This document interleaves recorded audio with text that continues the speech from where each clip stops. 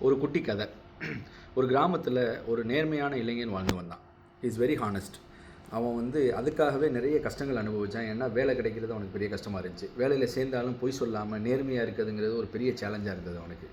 அப்போது ஒரு நாள் இரவு காலை முதல் இரவு வரை வேலை தேடினா, வேலையே கிடைக்கல, யாரும் கூலி கொடுக்கல.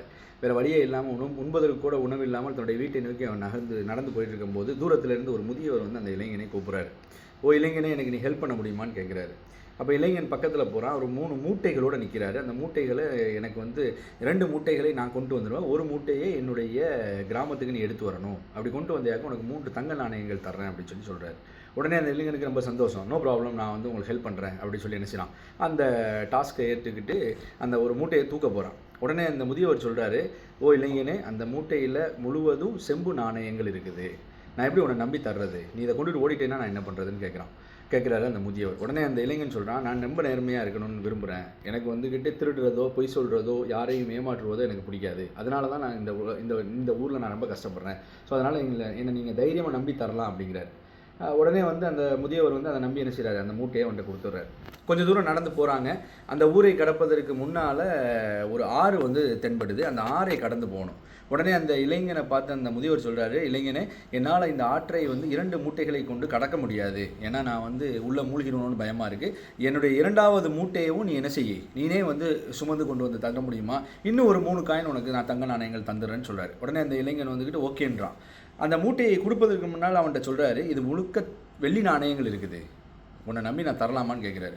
இவ்வளோ தூரம் உங்களோட நடந்து வந்திருக்கிறேன், என்னை பற்றி இன்னுமே நீங்கள் புரிஞ்சிருக்கலாம், நீங்கள் தர்றதுக்கு யோசிக்க வேண்டியதில்லை, நான் நிச்சயமாக உங்களுக்கு கொண்டு தந்துடுவேன் அப்படின்னு அந்த இளைஞன் சொல்கிறான். உடனே வெள்ளி நாணயங்கள் உள்ள மூட்டையும் அவன்கிட்ட கொடுத்துட்றாரு. 3வதாக அவர் கொஞ்சம் தூரம் நடந்து போகிறாங்க. அவருடைய கிராமம் கண்ணுக்கு தெரியுது. ஆனால் அந்த கிராமத்தை அடையணும் அப்படின்னா ஒரு மலை மேலே ஏறி போகணும். இப்போ அந்த மலை பக்கத்தில் ஏறுவதற்கு இந்த முதியவரால் முடியாது. உடனே அந்த முதியவர் சொல்கிறாரு, இளைஞனே, இந்த 3வது மூட்டையும் நான் என்ன செய்கிறேன், உனக்கு தர்றேன், மொத்தமாக ஒரு 10 நாணயங்கள் தங்க நாணயங்கள் உனக்கு கூலியாக தந்துடுறேன், இதை எனக்கு நீ கொண்டு தர முடியுமான்னு கேட்குறாரு. அந்த இளைஞன் ஓகேன்னு சொல்லிடுறான். உடனே சொல்கிறாரு, இந்த 3வது மூட்டையில் தான் தங்க நாணயங்கள் இருக்குது, நீ கொண்டுட்டு ஓட மாட்டேங்கிற நம்பிக்கையில் உனக்கு நான் தர்றேன் அப்படின்னு சொல்லி நினைச்சாரு. அந்த இளைஞன் கொடுத்துட்றாரு. இந்த இளைஞனும் மலையில் ஏறுறான்.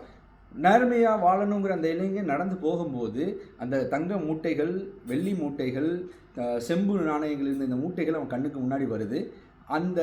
அவனுடைய உள்ளம் சிறிது சலனம் அடையுது.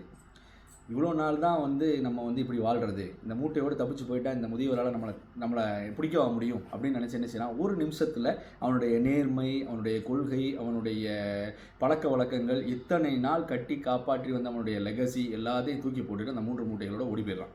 இப்போ இந்த முதியவரும் என்ன செய்கிறாரு, அவனை பிடிக்க முடியாதுன்னு சொல்லிட்டு திரும்பிடுறாரு. உடனே அவன் ஒரு மலையினுடைய உச்சிக்கு போய் ஒரு சேஃபான இடத்துல உட்காந்து அந்த மூட்டைகளை எல்லாம் வச்சுட்டு அவன் ரொம்ப சந்தோஷமாக நம்மளுடைய லைஃப்பை செட்டில் பண்ணுறதுக்கு இவ்வளோ நாணயங்கள் கிடச்சிருச்சுன்னு சொல்லிட்டு அந்த மூட்டையில் ஒன்று திறந்து பார்க்குறான், உள்ள கல் இருக்குது. 2வது மூட்டையை திறந்து பார்க்குறான், அந்த மூட்டையிலையும் கற்கள் தான் இருக்குது. 3வது மூட்டையவும் திறந்து பார்க்குறான், அந்த மூட்டையிலையும் கற்கள் தான் இருக்குது. அவன் என்ன செய்கிறன்னு தெரியாமல் வருத்தப்பட்டு, ஐயோ என்ன இப்படி ஆயிடுச்சுன்னு சொல்லி வருந்த போகும்போது அந்த முதியவர் என்ன செய்கிறாரு, அந்த இடத்துல ஒரு சில ஆட்களோடு வர்றாரு. சொல்கிறாரு, இந்த ஊரிலேயே மிக நாணயமான இளைஞன் என்று, மிக நேர்மையான இளைஞன் என்று மக்கள் எல்லாம் உன்னை சொன்னாங்க.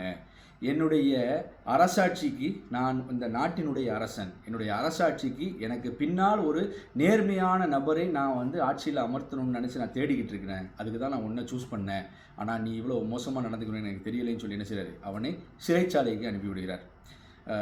தோழர்களே, இதுதான் நம்முடைய நிலை. நேர்மையாக நம்பிக்கையோடு பொய் சொல்லாமல் நம்முடைய வாழ்க்கையை கழிக்கணும்னு நினைக்கக்கூடிய நம்மளுடைய எண்ணம் சில நேரங்களில் அற்ப ஆசைகளை தூண்டி நம்மளுடைய அனைத்தையும் கெடுத்துவிடும். அது நம்முடைய வாழ்க்கையவே அதல பாதாளத்திற்கு தள்ளிவிடும். அதனால் எந்த சூழ்நிலையாக இருந்தாலும் நேர்மையோடு வாழக்கூடிய ஒரு எண்ணத்தோடு நம்ம இருந்தோம் அப்படின்னா நிச்சயமாக வெற்றி நம்மை வந்தடையும். நன்றி.